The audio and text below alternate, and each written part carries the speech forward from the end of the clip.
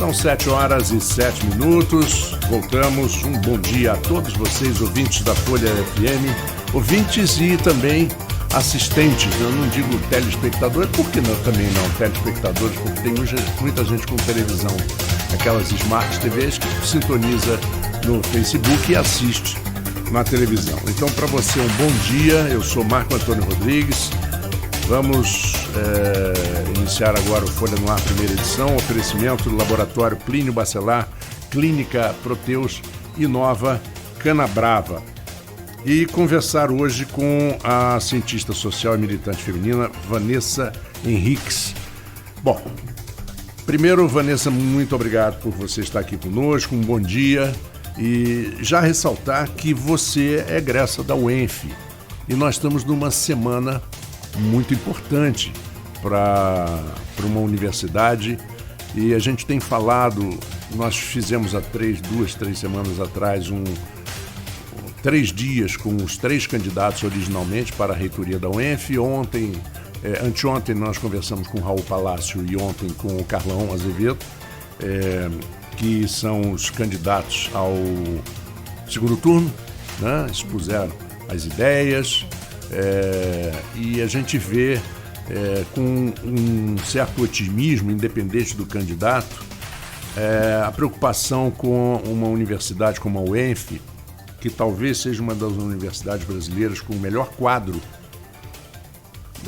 docente do Brasil. Impressionante a qualidade, né? Dos professores da UENF, a importância dos cursos, os laboratórios, tudo. E a gente vê como é importante uma cidade ter aquelas... A gente vê, eu falo, às vezes o pessoal brinca comigo que eu falo muito dos Estados Unidos, mas não é. É porque eu vejo nos Estados Unidos um amor que um cidadão tem pela universidade que ele se formou. Uhum. Ele, se tiver condições, ele ajuda financeiramente, ele vai mantendo, criam-se aquelas instituições de ex-alunos. E eu acho que esse orgulho que existe, de uma certa de pertencer da universidade, pertencer à região, eu acho que temos que fazer tudo para aumentar ainda mais essa sensação de pertencimento. Sim. Da universidade. Como você, como ex-estudante da UENF, como você vê o movimento, e inclusive não é o nosso assunto de hoje, mas só para abrir, claro. E a crise que passou a UENF em 2017. Sim. Primeiro, bom dia também a quem está nos ouvindo, assistindo. Queria agradecer também a oportunidade de estar aqui para debater um assunto tão importante, tanto o caso das eleições da UENF, tanto a questão do feminismo, dos direitos das mulheres. E bom, eu me formei, acho que eu colei grau na UENF no começo desse ano. Então, eu estou desde 2014 na UENF, no curso de Ciências Sociais, e passei por esses períodos, né, de corte, de uma crise, né, de corte de muita coisa, às vezes não tem um papel higiênico para você usar no banheiro, esse tipo de coisa que realmente abaixa muito a moral do aluno, dos professores, dos técnicos, todo mundo, né? Isso aconteceu na UFRJ, na Faculdade de Arquitetura, no Rio de Janeiro. Sim. Tem um amigo que já podia se aposentar, mas era um dos melhores professores da Faculdade de Arquitetura, um grande arquiteto. Ele adorava, era a paixão dele da aula. Ele falou um dia, chega, não dá. Pois é, a gente está ali perseguindo um sonho, né? Eu achei bacana, porque eu assisti a entrevista do Raul e do Carlão, né? Essa semana. Sim. Gostei muito quando o Raul fala que a UENF, a universidade de forma geral, é uma produtora de sonhos, né? Uma máquina de sonhos. E para mim, sempre foi isso. Para mim, para meus colegas. E eu tenho muito a agradecer a essa instituição, né? Ao Estado que investe na gente, né? A gente está ali, estava recebendo bolsa para estudar, né? Isso é um privilégio muito grande, né? É um investimento que a sociedade faz na gente. Acho que... Você sabe que eu gostei muito do que você falou agora, Sim. Porque eu acho que no Brasil o contexto, é a universidade grátis, é um conceito baixo. Claro. Não, eu acho que você colocou as pessoas não pagam porque elas têm uma bolsa Sim. do país. O país dá a ela, ou o Estado... O país está investindo em gente. você. Então, não existe jantar grátis. Sim. Não existe faculdade grátis. Alguém está pagando por isso. É claro, é claro. É a sociedade como um todo que está pagando. Porque a sociedade entende, né, que a gente precisa ter profissionais qualificados, que a ciência é importante, por mais que a gente esteja no momento em que o valor da ciência também esteja sendo questionado, né? Mas, como o enfiano, então, eu tenho muita gratidão e muito senso de dever, de responsabilidade, de retornar isso para a sociedade, né? Como você falou, não é grátis, então acho que estar aqui falando como cientista social e intervindo no debate público é uma consequência dessa formação. E não...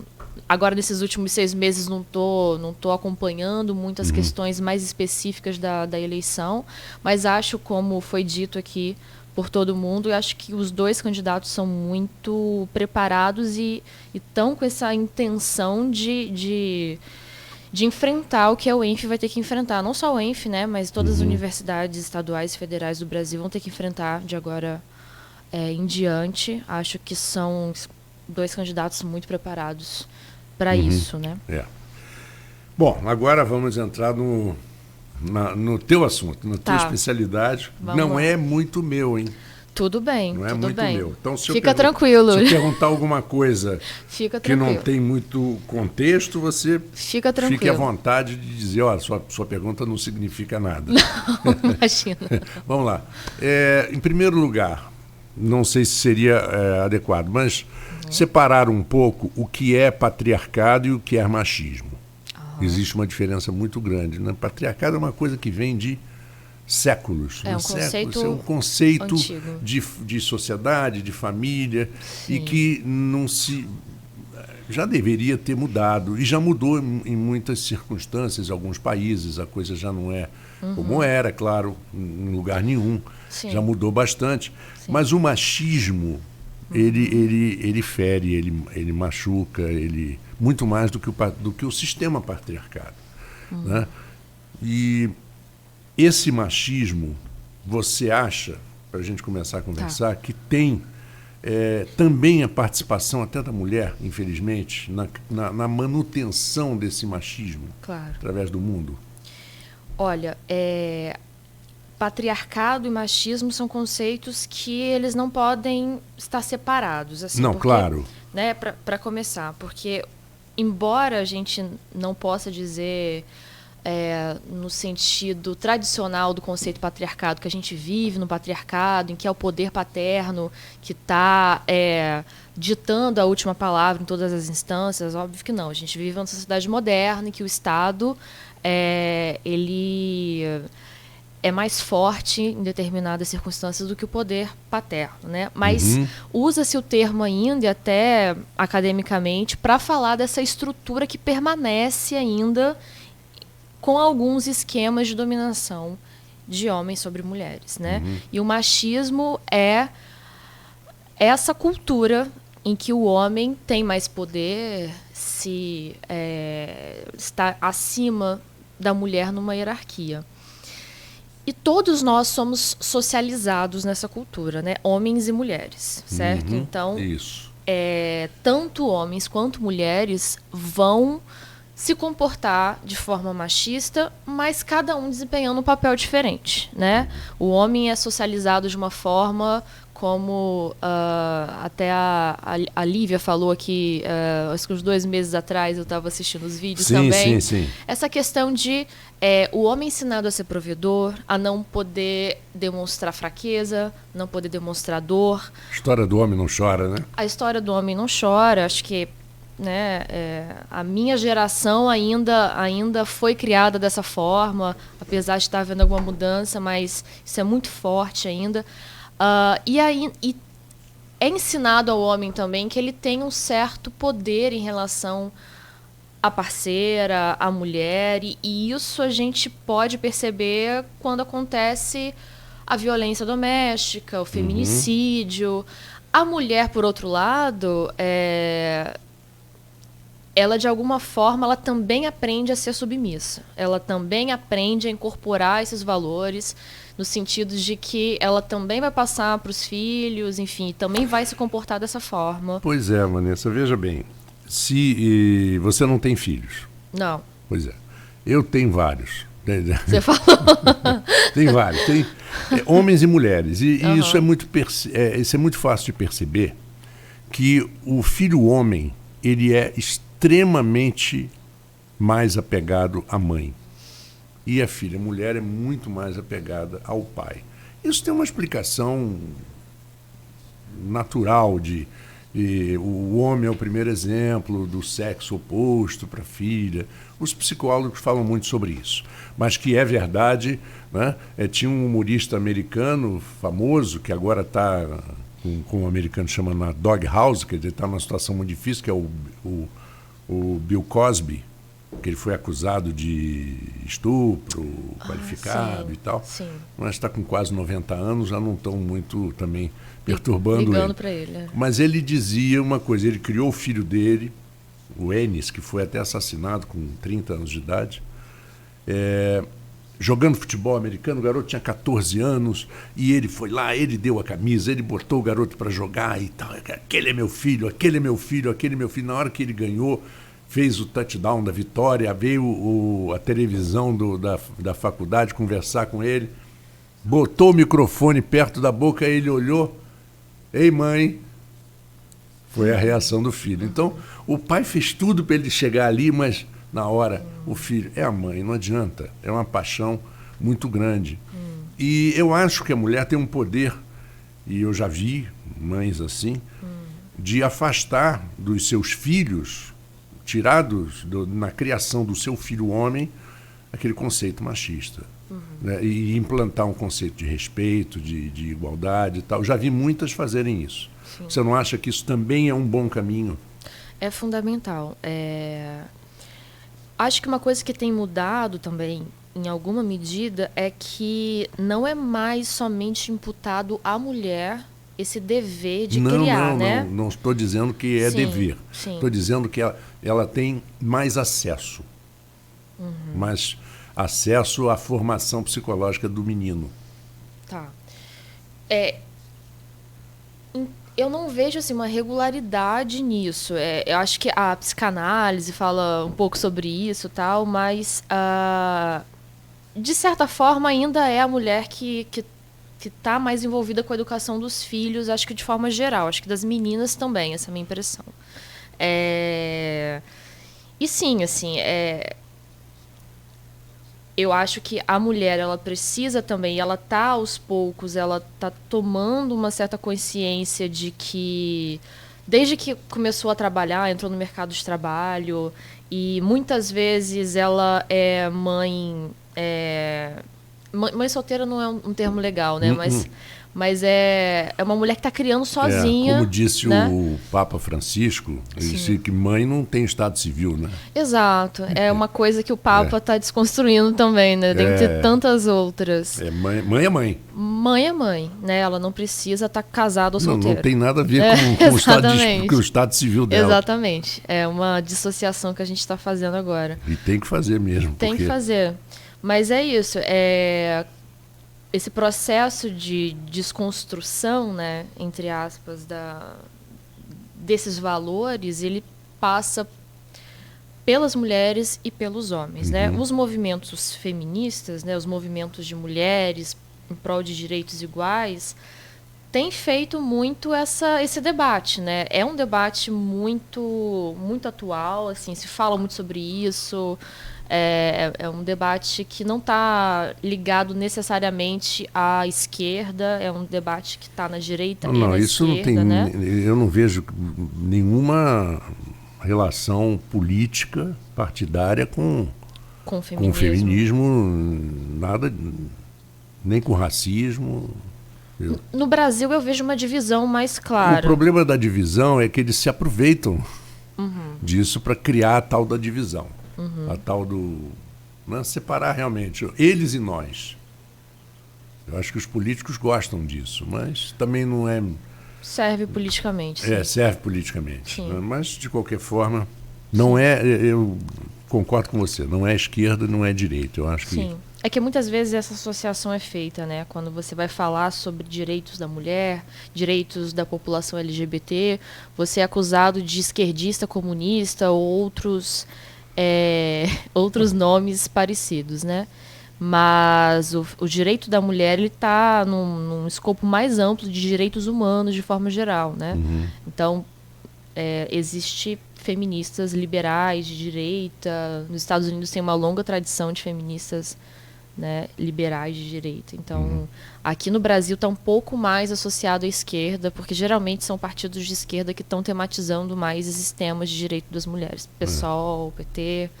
Embora, por exemplo, a gente possa achar algumas mulheres parlamentares, políticas com grande notoriedade, por exemplo, Janaína Pascoal, tratando de alguns assuntos nessa seara, né? Então, o feminismo ele passa por esse contínuo, né, de direita e esquerda. Exatamente.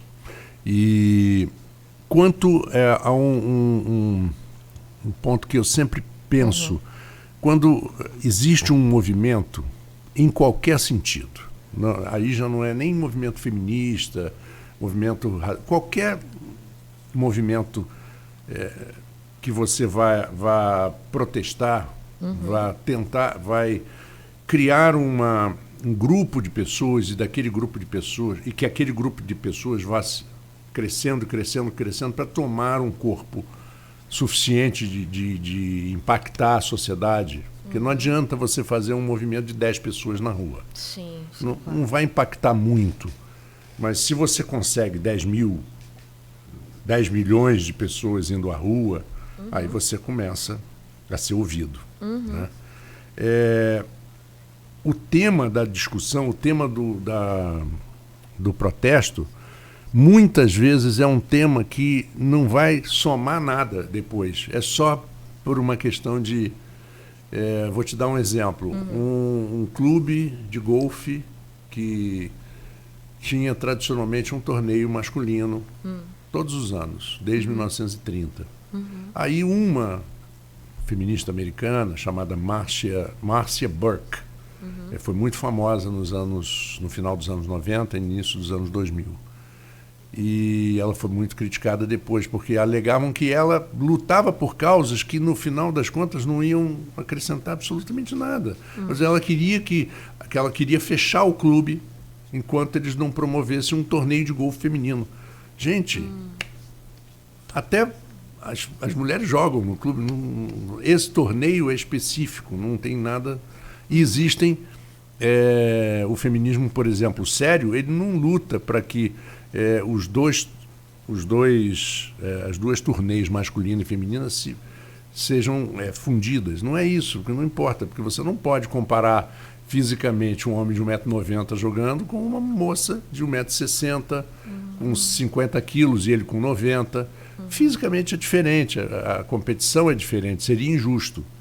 Mas ela lutava por coisas, e me lembro que a Beth Friedan, era viva ainda, foi uma das primeiras grandes feministas americanas. Ela dizia assim, gente, o que isso vai acrescentar na nossa luta, por exemplo, por ter mulheres nos cargos de diretoria das grandes empresas, respeitadas profissionalmente como grandes médicas, o que isso vai influenciar? Nada. Então, às vezes, você perde uma energia que você joga e o retorno não é tão grande. Você não acha que tem que ter um cuidado muito grande com isso também? Eu acho que tem muitas divisões dentro do feminismo no Brasil, falando sobre o Brasil mais especificamente. E frequentemente existem essas discussões sobre qual é a tática melhor a ser usada. A gente deve investir mais energia em quê?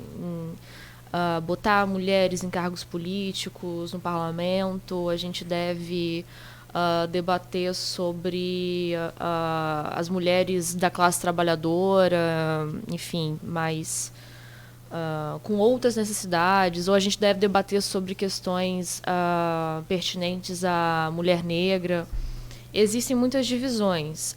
A questão do esporte no Brasil tem sido também uma coisa bastante comentada, né? A questão do futebol, por exemplo, a Marta, né? E toda essa discussão sobre por que o futebol masculino ele tem uma visibilidade muito maior do que o feminino, enfim. Mas, assim, eu vejo muito avanço nisso. Mas eu concordo com você que os movimentos sociais, muitas vezes, eles se perdem nos seus objetivos, né? Porque existe uma variedade muito grande de interesses e tudo mais. E aí você falou, às vezes são interesses mais pessoais, mais políticos pessoais, às vezes, né? Então, acho que existe muita fragmentação e, às vezes, é uma crítica recorrente feita aos movimentos sociais que eu concordo muito, às vezes o inimigo maior acaba sendo... Desfocado. Né, desfocado porque você está em milhões de pequenas disputinhas, né, que, enfim, acaba fazendo com que uma perspectiva maior seja posta de lado. Eu concordo com você. Quanto ao problema do esporte, da visibilidade, vem uma pergunta. Sim. Cria-se uma pergunta que é o começo de tudo. Vende porque anuncia ou anuncia porque vende? As pessoas se perguntam nisso. Por que a minha loja está vendendo? Porque eu estou anunciando? Ou é porque eu estou vendendo que eu estou anunciando? Isso é uma dúvida muito na cabeça dos empresários, por exemplo. Por que o futebol masculino ele tem mais visibilidade? É porque ele tem mais audiência? Ou porque não mostram mais? Mas mostram mais porque tem audiência. Né? Acho que essas duas coisas se retroalimentam ali, né? Exatamente. Eu vi um jornalista esportivo, até que eu conheço, ele não é mais esportivo, que é o Thiago Leifert. Ele falou uma coisa interessante. Por que a Globo mostra mais o jogo do Flamengo e o jogo do Corinthians? Porque dá audiência. Dos outros times ninguém assiste. E a audiência vai lá embaixo. E as emissoras, elas têm como detectar isso. Não é achômetro. Claro. Não é achômetro. Entendeu? Então, agora, a Copa do Mundo feminina, dessa vez, teve uma audiência muito grande. Por que não se aproveita? Esse é que eu acho que é o grande problema. Deixa-se passar, às vezes, grandes oportunidades e depois ficam na reclamação. Reclamando. Não, vamos aproveitar quando existe a oportunidade. A oportunidade existiu agora. A Copa do Mundo Feminina foi de uma audiência absurda. E eu vi coisas que eu não tenho visto no futebol masculino. Torcida em bares, torcendo de verdade pela Marta, pela equipe. E futebol masculino, essa seleção masculina está pouco se lixando, todo mundo pouco se lixando. Mas você acha que qual que foi a oportunidade que foi perdida nesse momento? Não é que ela foi perdida ainda. Eu estou dizendo que tem que se aproveitar a oportunidade agora. Então, sim, entendeu? Nesse momento em que você vê em que a audiência foi grande, que sensibilizou o público, o fã do futebol, pelas meninas do Brasil. Eu acho que aí você tem que aproveitar.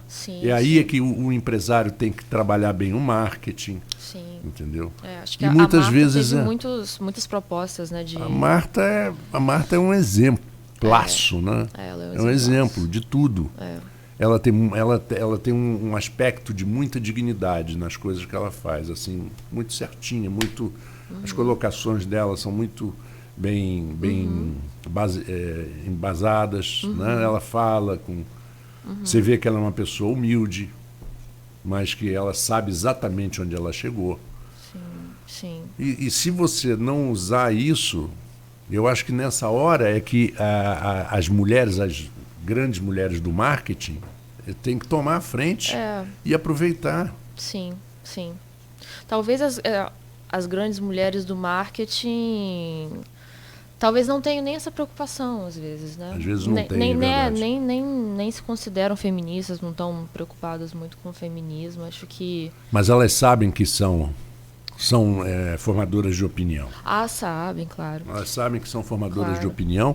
E aí eu acho que falta um pouco de sei lá, sinergia, Sim, de unir esse tipo de força. sim. Sobre essa coisa do por que o Flamengo e o Corinthians, né? Os jogos são mais Eles são mais transmitidos. transmitidos, né? Porque tem mais visibilidade. Eu acho que aí há um movimento duplo, né? Porque a mídia, os meios de comunicação também têm o poder de formar gostos, opiniões. Então, ao mesmo tempo em que você investe ainda mais na visibilidade do Flamengo, do Corinthians, também cria um senso de pertencimento, um gosto, enfim. Acho que é um movimento aí de círculo ali. Uma coisa vai levando a outra, né? Não sei onde que começa exatamente. Às vezes que começa na base, não nos meios de comunicação, né? Na realidade, e a mídia acaba. Mas você vê que, de uma certa forma, os meios de comunicação têm contribuído. Então, por exemplo, hoje em dia, se você analisar uma emissora de esportes no Brasil e fora do Brasil, hoje em dia existem 40% mais mulheres, ou mais, até 50% do que existia 20 anos atrás. Então, todas as grandes emissoras têm mulheres de destaque na sua programação. Como comentaristas, como apresentadoras, como repórteres, jornalistas. Sim. O Sport TV é um exemplo, a ESPN é um exemplo. Eles não... E pode até que tenha sido no início por uma questão do politicamente correto. Mas não interessa como começou. O importante é que está dando resultado. Sim, exatamente. Entendeu? Eu acho que quando a mídia dá esse passo de incluir, ela cria comportamentos também, ela influencia. Claro, né? Exato. Ela influencia. Então você hoje vê uma Ana Thaís de Matos, que é uma comentarista de futebol, considerada hoje uma das mais capazes e de capacidade de análise de uma partida de futebol dentro de uma emissora como o Sport TV. Certo. São 3 ou 4 canais e Sim. com vários comentaristas. Sim. E ela tem mais lógica na forma e, além de tudo, tem talento. Porque não basta só conhecimento. Você trabalhar em mídia, você tem que ter talento também. Oratória e tal. Né? E ela coloca muito bem. E não é só ela, não, tem várias. Repórteres, então, tem um monte. Sim. De alta qualidade. Sim, sim. Entendeu? Tanto que... mas é aí que eu falei, o começo pode ter sido por pressão, pode ter sido por, tem que botar, cria cota. Não Sim. importa, mas vai dar. Mas vai criando um padrão, comportamento. Daqui a pouco você não precisa mais criar cota. Exato. Acho que essa é a lógica da cota, né? Para você dar um start e aí... Exato, não adianta, porque você não vai poder ficar eternamente nisso, dependendo disso. Exato. Né? E é o mesmo caso das leis. Triste é o país que tem que criar leis absurdamente violentas quando bastava uma lei. Né? Nós temos leis suficientes no Brasil para os crimes contra a mulher, contra o homem, contra o idoso, contra a criança. Nós temos as leis. O problema é a gente fazer com que essas leis sejam cumpridas. Sim, sim. As leis estão lá, mas é muito recurso. Você não acha? É muito recurso. A pessoa sai porque um pequeno detalhe... Bom, eu não vou entrar nessa área porque é uma área jurídica e eu não sou advogado. Mas também não. Eu não sou advogado. Mas, de qualquer forma, é uma colocação que tem que ser pensada. Sim, acho que com relação à mídia, acho que está havendo uma maior paridade, mas onde eu acho que é mais importante... e não está havendo paridade ainda, está longe de haver, é a política mesmo, né? É a representação de mulheres na política. O Brasil está numa posição muito baixa no ranking de representatividade de mulheres na política, tendo 52% da população feminina, né? A gente tem um percentual muito pequeno de mulheres parlamentares, prefeitas, no executivo também, né? Então, acho que esse é uma seara que precisa ainda de certos incentivos, de cotas, inclusive, mas existem várias complicações também nesse âmbito, né? Muitas vezes o partido bota mulheres que, né, a mãe, a tia, só para fazer ali a cota. Isso. Esse movimento é muito comum, né? Infelizmente. Mas a gente está tendo algumas mulheres na política que estão tendo uma proeminência grande agora no cenário político, você não acha? Com certeza, eu acho sim. Eu acho. E inclusive jovens. Jovens. Inclusive jovens. A Tabata, por exemplo. A Tabata é um exemplo, inclusive, de coragem. Que ela é bem jovem, inclusive. Acho que ela tem uns 25, 26 anos. É, uma menina. Você olha para... Só olhar. Um rostinho, né? Você fica, às vezes, até... Eu vou discutir com ela. Pode ser minha filha. Aí mas você bobeia, isso. ela dá a volta, porque ela é muito inteligente. Exato. E essa figura, então, por isso acho que viralizou um pouco aquele vídeo que ela dá aquele sermão no ex-ministro da Educação, né? O Vélez, né? Que já foi demitido. Já passou. Já passou, né? Já passou. Mas essa coisa, Mas botaram um pior... Quer dizer, eu não sei se é pior, mas...